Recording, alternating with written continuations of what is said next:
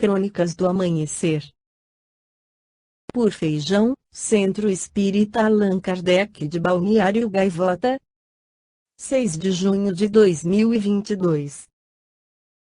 A misteriosa doença que pode ter gerado comportamentos estranhos das bruxas de Salem Parte 1.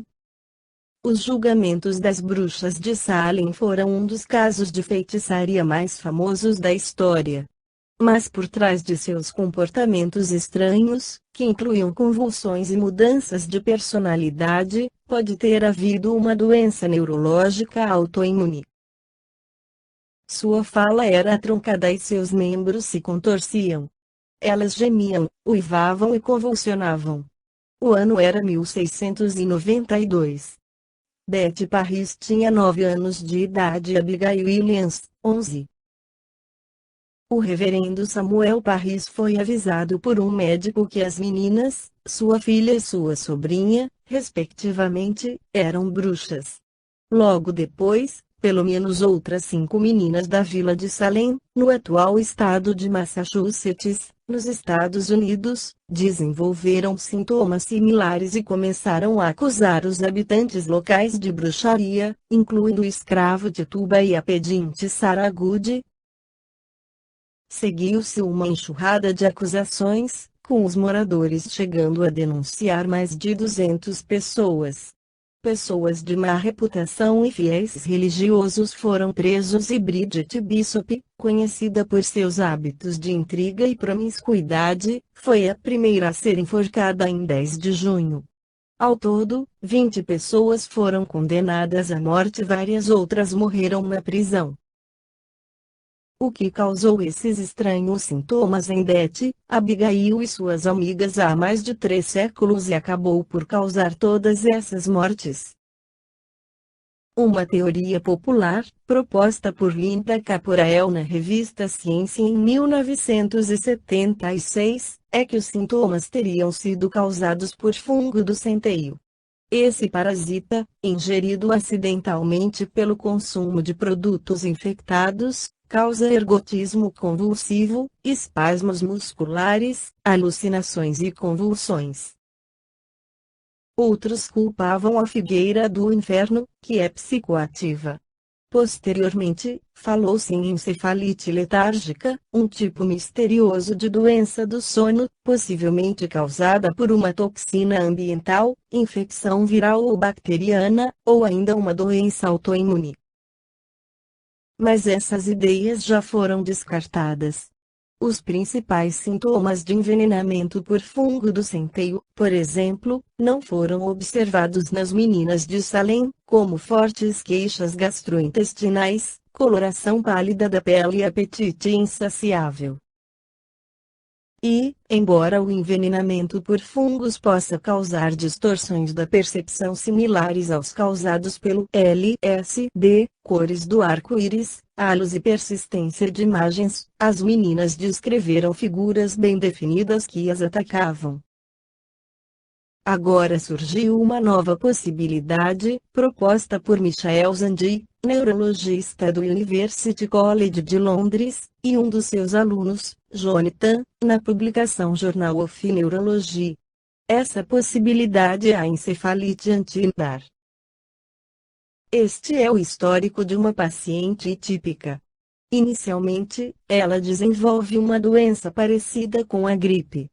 Em questão de semanas, ela fica obcecada por Deus ou pelo demônio, consumida pela paranoia e atormentada pela insônia. Ela repete as mesmas palavras e, em seguida, fica totalmente muda. Depois, vêm as convulsões, contorções dos membros, estranhos movimentos repetidos da boca e da língua.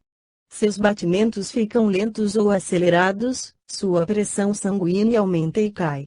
Ela transpira, baba, grunhe e faz caretas. Ela fica catatônica e então entra em coma. Por muito tempo, essas pacientes foram frequentemente diagnosticadas como histéricas, difamadas como neuróticas e enviadas para hospícios, para que ficassem ainda mais loucas ou morressem. Mas agora sabemos que essa condição é causada por um distúrbio neurológico, graças a uma pesquisa revolucionária em 2007, que demonstrou que um anticorpo ofensivo reage contra os receptores de NDA, N-metil-D-aspartato, daí o nome encefalite anti-NDAR, em que o R significa receptores. Esses receptores são responsáveis pela transmissão de sinais através das sinapses do cérebro e pela neuroplasticidade, a capacidade de adaptação e mudança do cérebro, além do comportamento, aprendizado e memória. Na Revista Espírita de janeiro de 1866, Allan Kardec coloca sua opinião sobre o papel da mulher após o lançamento do Livro dos Espíritos, onde traz a opinião dos espíritos sobre o assunto: as almas ou espíritos não têm sexo. As afeições que os unem nada têm de carnal e, por isto mesmo, são mais duráveis, porque fundadas numa simpatia real e não são subordinadas às vicissitudes da matéria. As almas se encarnam, isto é, revestem temporariamente um envoltório carnal, para elas semelhante a uma pesada vestimenta, de que a morte as desembaraça. Esse invólucro material, pondo-as em contato com o mundo material, nesse estado elas concorrem ao progresso material do mundo que habitam, a atividade a que são obrigadas a desenvolver, seja para a conservação da vida, seja para alcançarem o bem-estar, auxilia-lhes o avanço intelectual e moral. A cada encarnação a alma chega mais desenvolvida, traz novas ideias e os conhecimentos adquiridos nas existências anteriores. Assim se efetua o progresso dos povos. Os homens civilizados de hoje são os mesmos que viveram na Idade Média e nos tempos de barbárie, e que progrediram. Os que viverem nos séculos futuros serão os de hoje, porém mais avançados, intelectual e moralmente. Os sexos só existem no organismo, são necessários à reprodução dos seres materiais. Mas os espíritos, sendo criação de Deus, não se reproduzem uns pelos outros, razão pela qual os sexos seriam inúteis no mundo espiritual. Os espíritos progridem pelos trabalhos que realizam e pelas provas que devem sofrer, como o operário se aperfeiçoa em sua arte pelo trabalho que faz. Essas provas e esses trabalhos variam conforme sua posição social. Devendo os espíritos progredir em tudo e adquirir todos os conhecimentos, cada um é chamado a concorrer aos diversos trabalhos e sujeitar-se aos diferentes gêneros de provas. É por isso que, alternadamente, nascem ricos ou pobres, senhores ou servos, operários do pensamento ou da matéria.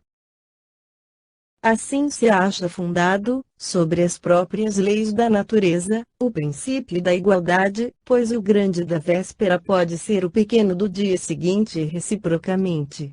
Desse princípio decorre o da fraternidade, visto o que, em nossas relações sociais, reencontramos antigos conhecimentos, e no infeliz que nos estende a mão pode encontrar-se um parente ou um amigo. É com o mesmo objetivo que os espíritos se encarnam nos diferentes sexos. Aquele que foi homem poderá renascer mulher, e aquele que foi mulher poderá nascer homem, a fim de realizar os deveres de cada uma dessas posições, e sofrer-lhes as provas. A natureza fez o sexo feminino mais fraco que o outro, porque os deveres que lhe incumbem não exigem igual força muscular e seriam até incompatíveis com a rudeza masculina. Nela a delicadeza das formas e a finura das sensações são admiravelmente apropriadas aos cuidados da maternidade. Aos homens e às mulheres, são, pois, atribuídos deveres especiais, igualmente importantes na ordem das coisas, são dois elementos que se completam um pelo outro. Sofrendo o espírito encarnado a influência do organismo, seu caráter se modifica conforme as circunstâncias e se dobra às necessidades e exigências que lhe impõe esse mesmo organismo. Esta influência não se apaga imediatamente após a destruição do envoltório material, assim como não perde instantaneamente os gostos e hábitos terrenos.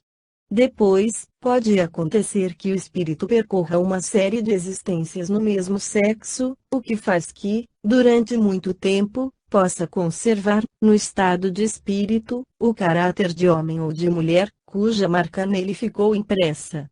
Somente quando chegado a um certo grau de adiantamento e de desmaterialização é que a influência da matéria se apaga completamente, com ela, o caráter dos sexos. Os que se nos apresentam como homens ou como mulheres, é para nos lembrar a existência em que os conhecemos. Esta foi a crônica do amanhecer de 6 de junho de 2022. Por Feijão Centro Espírita Allan Kardec de Balneário Gaivota. Que a paz esteja com todos.